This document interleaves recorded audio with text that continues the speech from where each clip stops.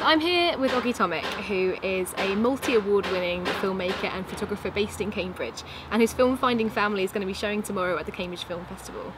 So Oggi, can you tell me a little bit about the film and what inspired you to make it?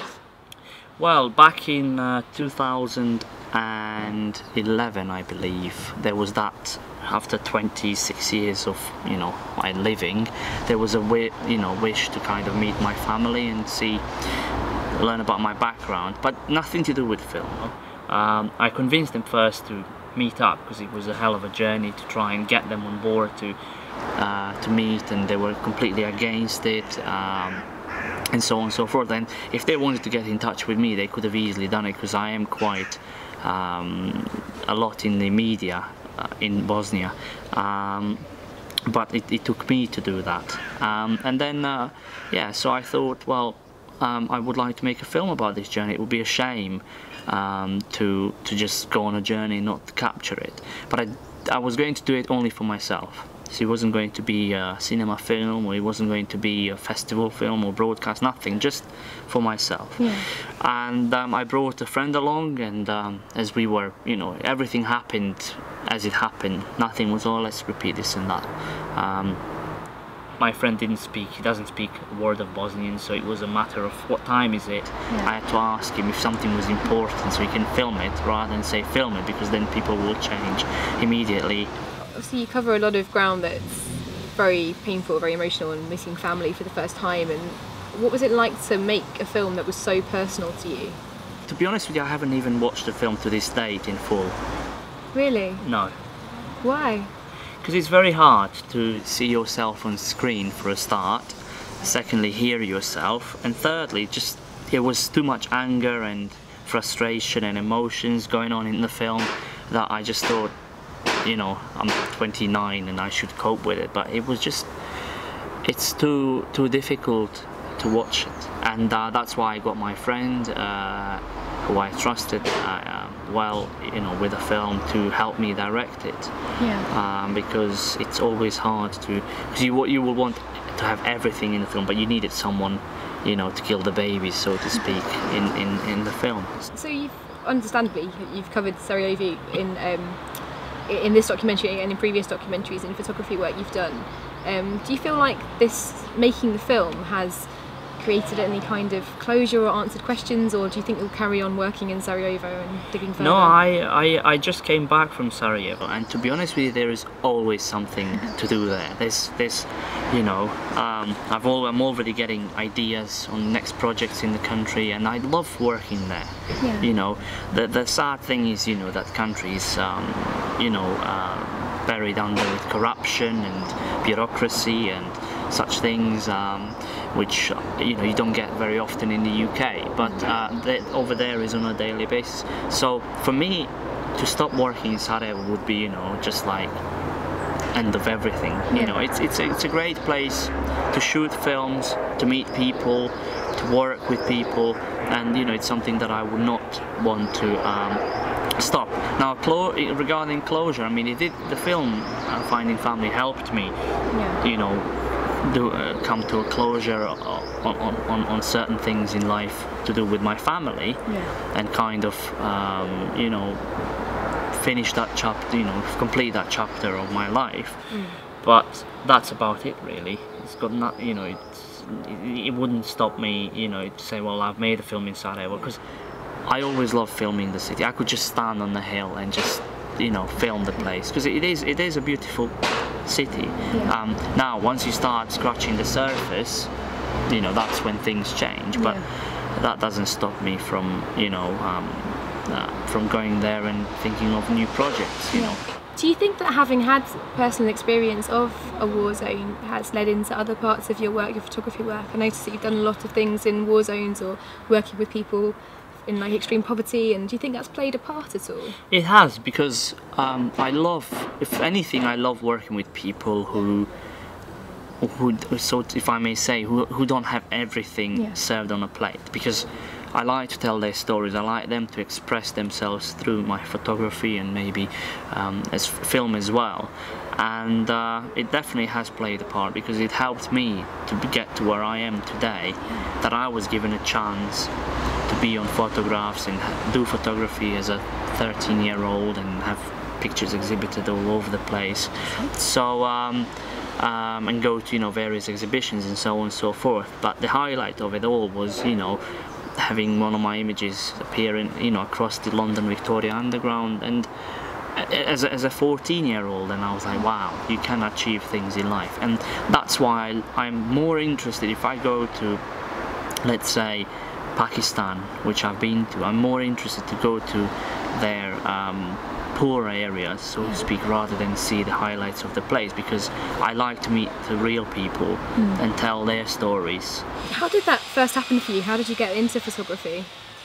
Well, a friend of mine and director of Finding Family, Chris, he came to the Balkans to do a project with, you know, orphans and people, you know, who I lived with. Yeah. And I was the only one to kind of follow up his project. So, because I really liked it, I was tired of stealing things, breaking into houses, and you know, this is what you had to do in the war. Yeah. You know, and I just wanted to do something different, and photography was the first thing that I came across that I thought, you know, I want to follow this up. Yeah. And that led into film, and you know, so now when I do, you know, photography or film, I do photography, I say, sounds a cliche, I do photography for my heart.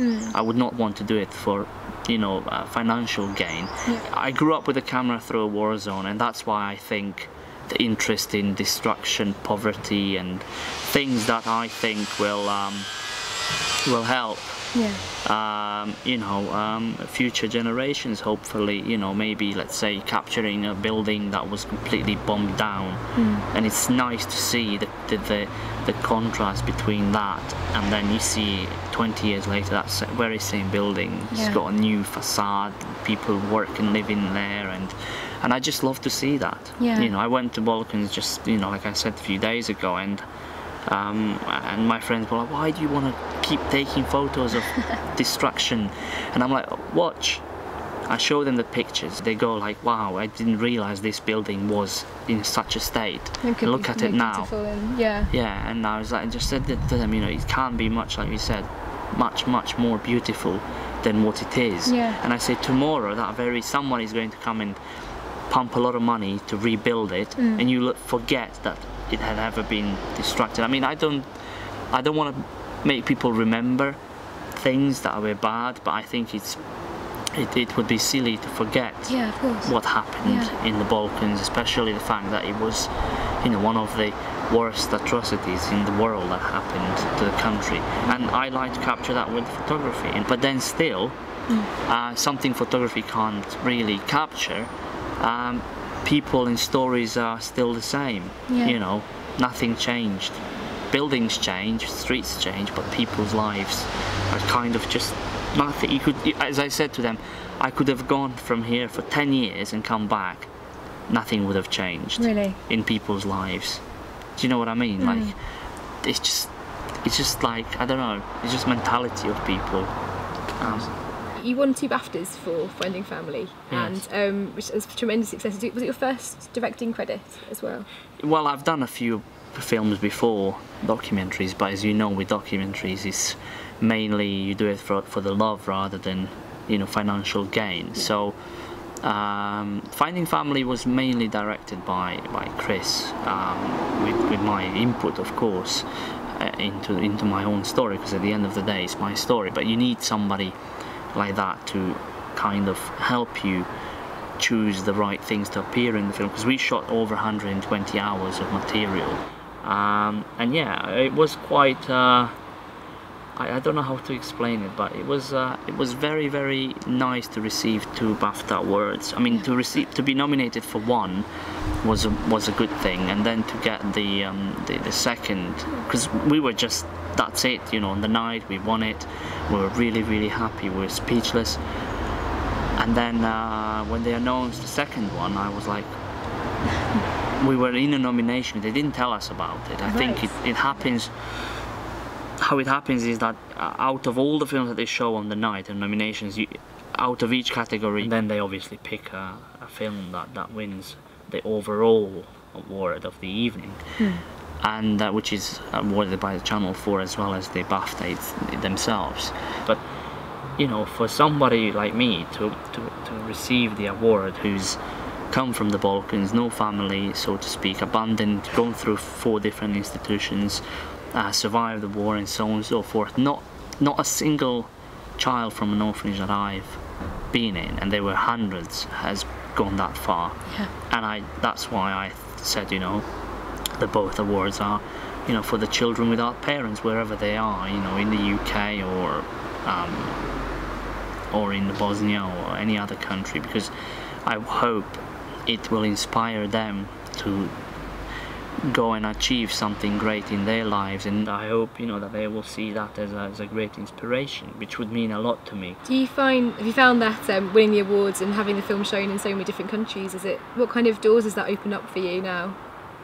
Well, I'm not sure. I mean, people expect a lot from like festivals and stuff like that, but actually, you know, your film is shown at festival and hopefully someone will pick it up. But at the end of the day, it all goes down to, you know, getting hold of a good distributor who is going to believe in your story and your film and like your film and see it as hers or his, and hopefully, you know, sell it to the broadcasting channel, which is what happened with our film. We thought it's going to just, you know, make a film and end there, but actually a year later we're still being asked to, you know, show the film at festivals and go around. I mean, it's quite an exhausting thing to do, but we enjoy it, and hopefully it will open doors, and I think it does, because I think when people learn that, you know, it's not just not any film, that it actually did win something, it helps.